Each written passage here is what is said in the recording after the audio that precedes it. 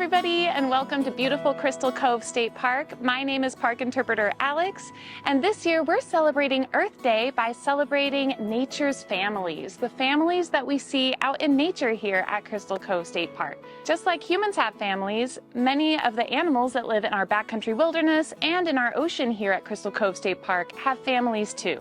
And today we're going to be learning about a furry mammal that lives in our backcountry and the families that they create. This animal is right behind me. Do you know which animal we're going to learn about? It's the coyote.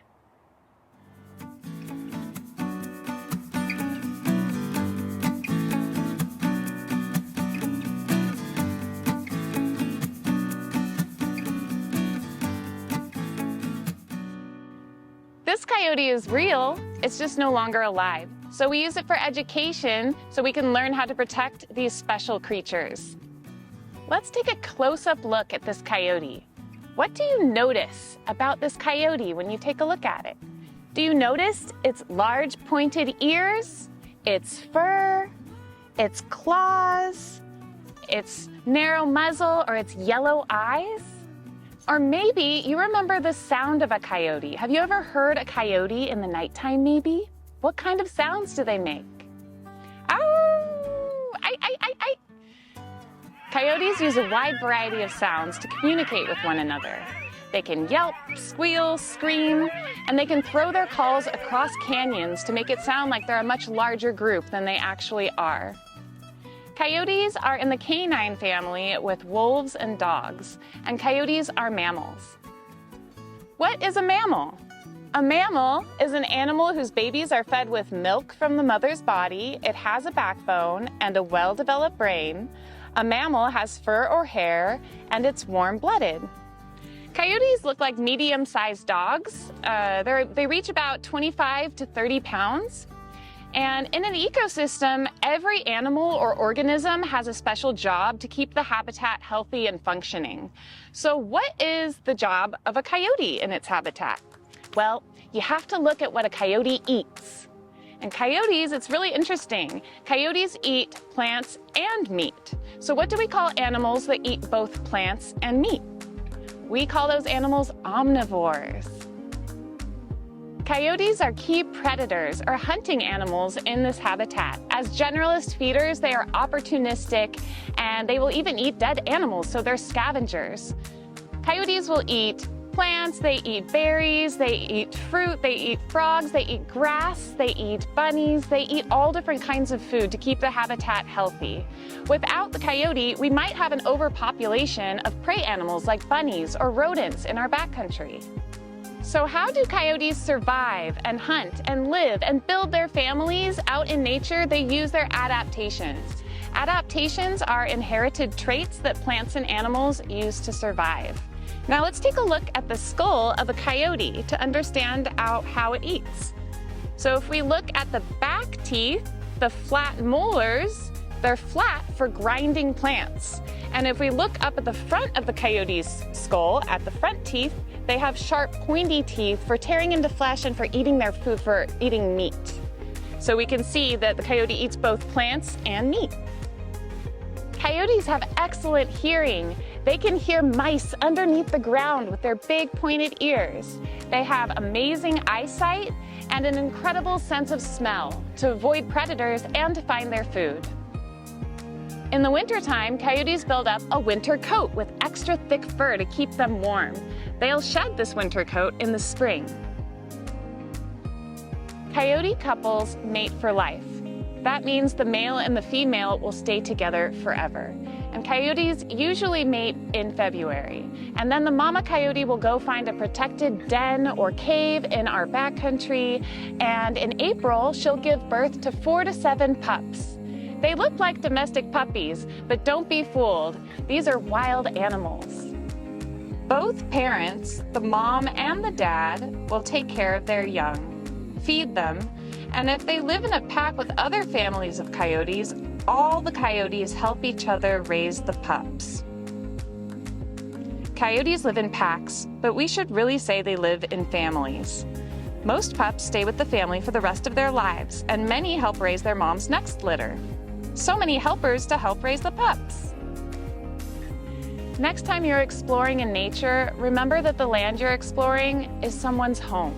So we have certain rules we follow to help protect all of nature's families when we're exploring in nature. First, we want to remember to always stay on trail. This is so we don't disturb the animals in their natural habitat. This is also for your safety. Also, we want to leave our pet dogs at home because dogs will pee in the backcountry, and that sends a message to our native predators like the coyote that they're not welcome there, and so they might not use that space. And remember, these animals have just a little sliver of wildlife here in Orange County amidst a sea of urbanization. Come on down to Crystal Cove State Park, and maybe you'll see some of nature's families.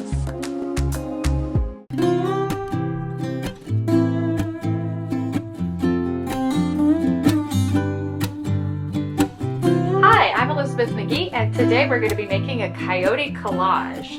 For this project, you're going to need some scissors, a glue stick, pencil, and different values of paper. So value isn't necessarily color, it's from dark to light. So here I have different blacks and grays and white paper. So for this, we're going to start with the white paper. And I'm going to show you how to draw a coyote. So we're going to start first with a circle. This is going to be the head. And our coyote is going to be howling to the moon. So I'm going to have him leaning his neck back. Then we're going to do another circle for his shoulders and kind of an oval for his hips or his haunches. And let's start with his nose. It'll just be a line straight up. And it almost looks like an upside down D, or maybe even a shark fin. And this is going to be his nose. Then we're going to do a flat line here for where his eyes are. And another flat line coming down, and this is where his ear is going to be bending back. Now we'll indicate his lower lip because he's howling to the moon. And next we're going to use these circles to kind of guide where we're going to put his back. So there's kind of a bump there and a bump there, so for the back. Next, I like to draw the hind feet, and it's just going to be like a little rectangular shape, kind of like that. And to find where the ground is for his front feet, I gently draw a line out so I know that his front paw won't be too long or too short. And from the circle, I'm just going to draw a straight line out and kind of another little oval for his paw and another line that gets a little bit wider as it comes closer to the circle. And we're going to add his tail. So coyotes have big bushy tails. So that'll be kind of the tail shape. So now what we have to work on is his chest and his tummy. So here I'm going to just add some little fringe to indicate his fur. And then I'll do the same thing for his tummy. So it joins up with this oval for his leg, and then we'll connect it. And so that's kind of like a coyote shape. We can even add his back paw if he has another paw behind that one, and maybe give him some little paws there and some little paws there. So this is kind of how to do a coyote shape. The next thing we're going to do, we're going to make a silhouette. And so we're going to use black paper. So if you use a regular pencil, you'll still be able to see where you're drawing. With the graphite pencil, it'll look kind of silvery. Circle for the head, chest bowing out, circle for the shoulders, and oval for the haunches. Straight up for the nose, that D shape, straight across for the eyes, straight down, indicate that ear. Then we're going to do the lower lip, we're going to do the back, angles there, and angles there. So you can see it starts going faster the more often you practice. So I'm going to indicate that foot. Maybe I'll make it a little shorter. That's why I like erasers. You can always fix your mistakes. Do that line out to see how long his foot is. We'll do that bushy tail. Indicate the fur on his chest. Indicate the fur on his belly. So now once we have it on the black paper, we can cut it out to make the silhouette. So there's different types of scissors. So there's big scissors, which are good for if you're cutting large things. They're a little more difficult to use if you have small hands, and also if you're doing details, the blades can get in the way. So for this project, I wouldn't recommend big scissors, but if you have them, make do. There's also medium-sized scissors, and these ones have a blunt tip, so they're safe to use, which is good if you're like me and you're klutzy, but they won't be able to do as much fine detail as like very sharp scissors. But very sharp scissors are really only good for doing very, very fine detail. So for this project, I'm not going to use this one. I'm just going to stay with the good old medium-sized scissors. So we're going to cut this out. There's a couple of tricks for cutting out to stay tidy. You don't have to cut all at once. I like to just cut the shape free from the paper. And I'm not doing any detail. So now I just have my coyote on this little shape. Now from here, I can start picking around. But again, I'm not going to worry about going into little shapes that are deep inside. I'm just going to get the outline of the coyote cut out. And I might even wiggle my scissors a little bit, and that will give you like a little bit of detail or roughness. So if you're doing fur, it'll look more realistic. And I don't have to worry about going over the lines either, because when we do finish this silhouette, we're going to be putting it face down.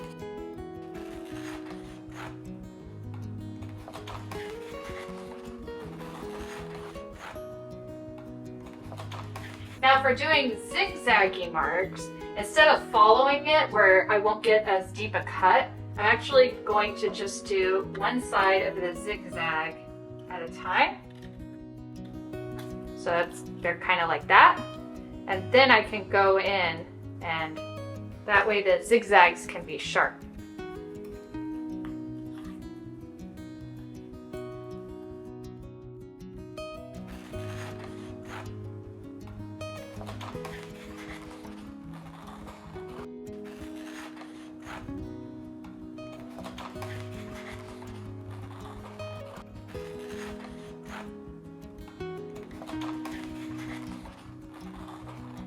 Alright, so there, we got a coyote.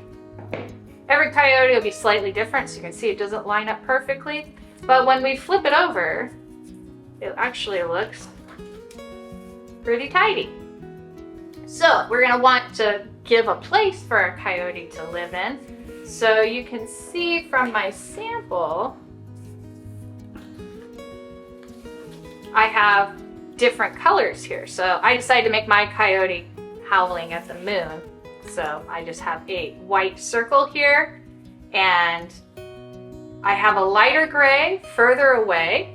And so there's a thing called atmospheric perspective. When things are further away, they don't have as much color. So it's kind of like when you look at a mountain and it doesn't look brown or green, it looks purple or even blue.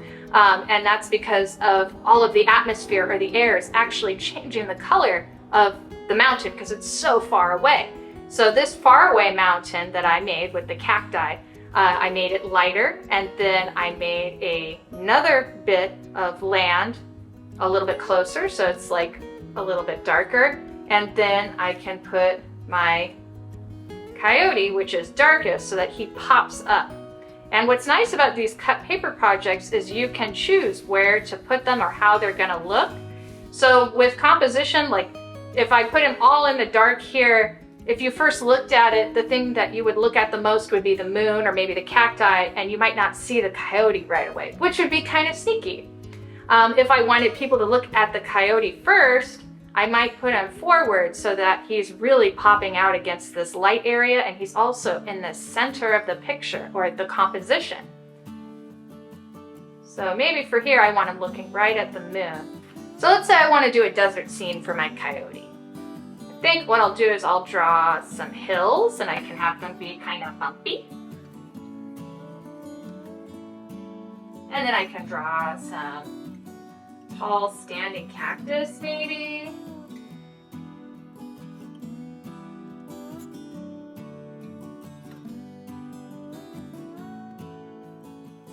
All right, so then I'm gonna use my scissors to cut out, and I'll use the same technique that I used with the coyote, where I'm not going right for the detail right away. And I might do some wiggly lines all the way up to that cactus. So I'm not worrying about the details yet. And again, do some wiggly lines, because there's probably grass and sage.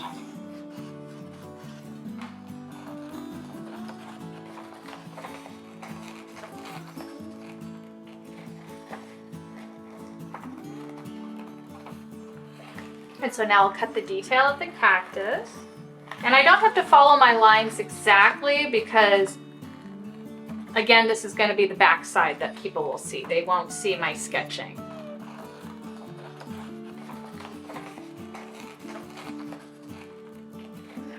All right, so now that we have that cut, what's closer is going to be something darker like this, and I'll do the same thing. All right, and then with movie magic. So then you can kind of move it around or line it up however you want. So if you want to have a bigger sky, you just move it further down. If you want to have a smaller foreground, you can cut it off lower if you want, or you could just make it bigger. Like you can see that this is as, you know, bigger than one sheet of paper, but when we glue it together, that's totally fine. And a trick for doing circles, like for the moon, all you got to do is find something round and you can trace around it. That's what's going to get you a nice even circle. You don't have to reinvent the wheel and try and draw a perfect circle, because that's hard for any artist. And a trick with gluing, when you use your glue stick, so you want to glue on the side that has pencil. And you want to glue all the way to the edge. You don't want to just glue in the center. That's how you're going to have bits of the edges of the paper is going to be peeled up a little bit, and it won't lay as flat, so it can make shadows. And we'll just put our moon right there, press it down good so it's not going anywhere. And I'm gonna have to do the same thing with the cacti too, because I don't want them pressing forward. So I'm gonna do the bigger areas first. And you can use a piece of scrap paper like this so that you can just go over the detail spots without getting glue all over your table, and know that you're getting to the edge.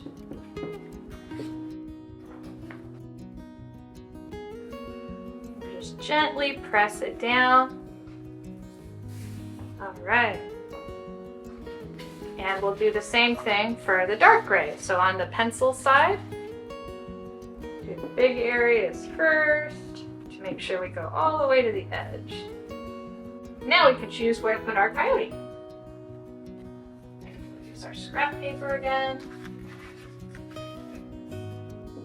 So going all the way to the edges. And I actually prefer glue stick over liquid glue. Liquid glue gets the paper wet and can make it kind of wavy. So I find glue stick actually sticks really well, and it will keep it nice and flat. So for collage, I prefer glue stick. So we want to make sure his feet are lined up straight. And there you have Coyote howling at the moon. And every single one you do is different. You can, instead of using gray, you could use different blues or different purples. You can even make it daytime, so this is the sun. So you have lots of options. This is just to get you started. So hope you had fun, and thanks for watching.